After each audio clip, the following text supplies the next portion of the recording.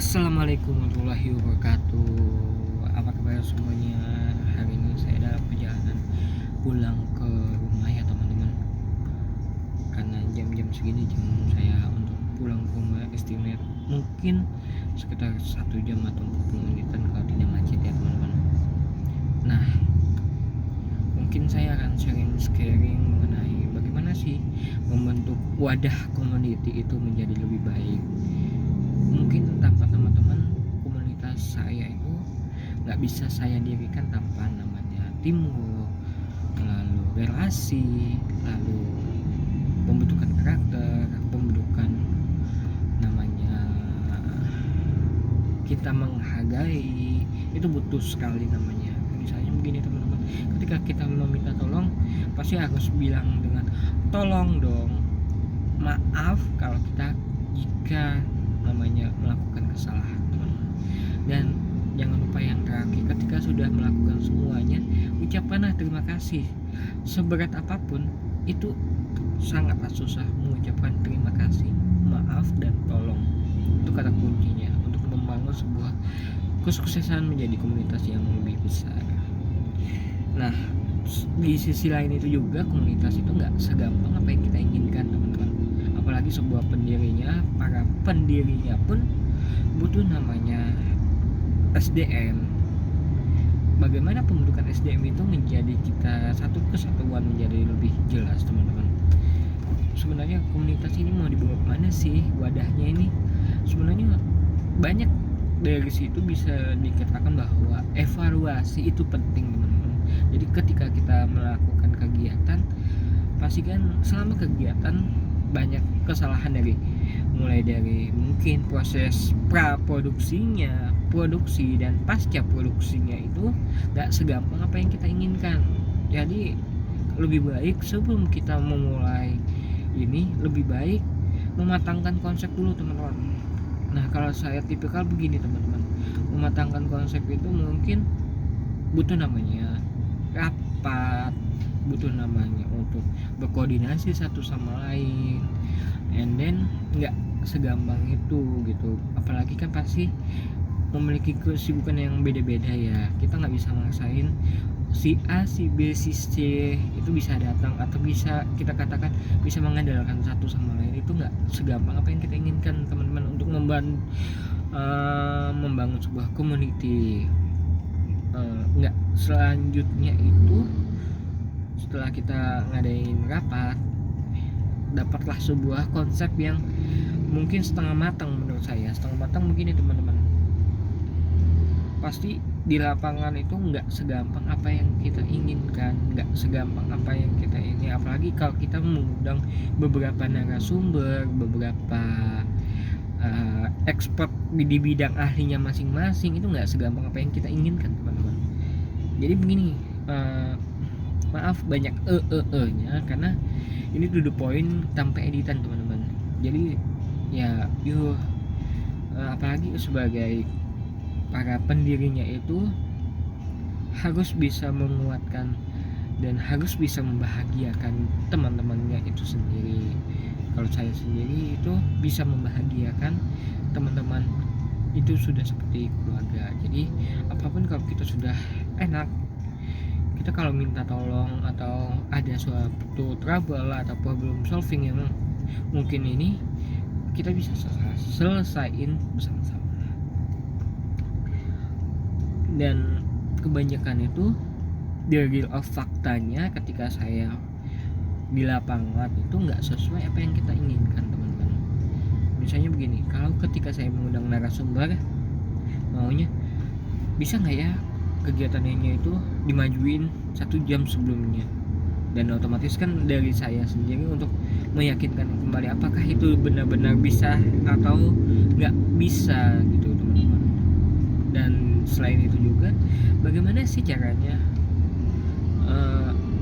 si narasumber itu benar-benar join ke kita dan meyakinkan. Pertama, ketika kita sudah appointment kepada si narasumber itu, otomatis harus di follow up kembali teman-teman. Harus memastikan sesibuk apapun si didaknya bisa menggunakan by call, by chat, by DM, and then masih banyak sejenis sosial media yang bisa kita gunain untuk menghubungi beberapa narasumber, teman-teman.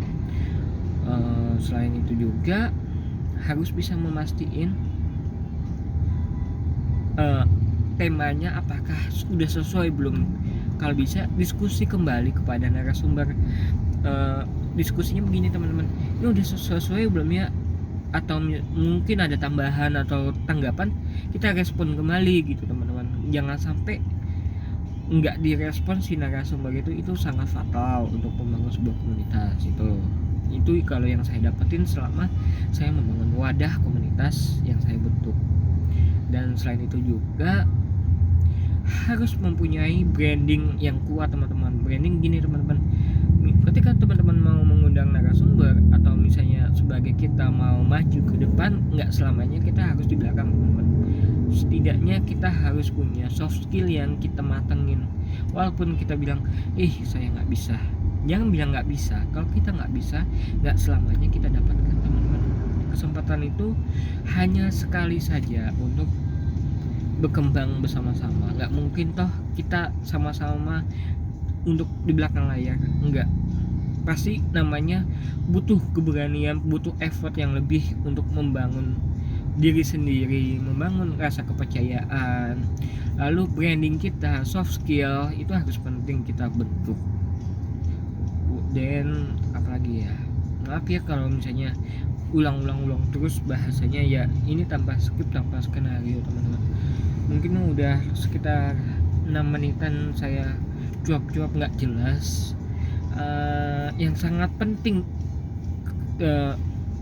gini teman-teman, ketika kita mau mengundang narasumber, pastiin mereka effort dengan bidangnya kita masing-masing. Jangan sampai ketika kita mengundang si narasumber itu meminta budget yang lebih, pastiin kembali budget itu sesuai dengan apa yang kita inginkan gitu teman-teman.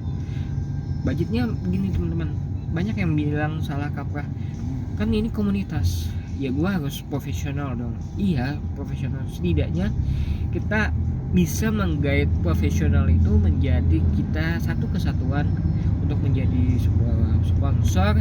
Bisa gini teman-teman, menjadi sponsor. Nah saya tadi terkejut, yaitu adalah sponsor, teman-teman. Di era pandemi saat ini pasti banyak bilang sponsor susah.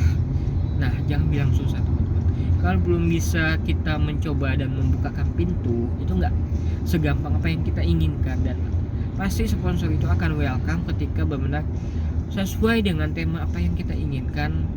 Gini teman-teman, ketika kita misalnya mau butuh sponsor makanan itu kan pasti dibutuh untuk kebutuhan, bukan sekedar keinginan yang belaka. Dan pastiin kembali untuk si sponsor itu untuk simbiosis mutualismenya, teman-teman. Effortnya bagi si sponsor apa gitu harus bisa kita cerna kembali dan kita harus rampungin kembali gitu. Jadi the next sponsor itu harus milik kita, harus bisa bersama-sama untuk membangun sebuah komunikasi dengan yang baik lah ibaratnya.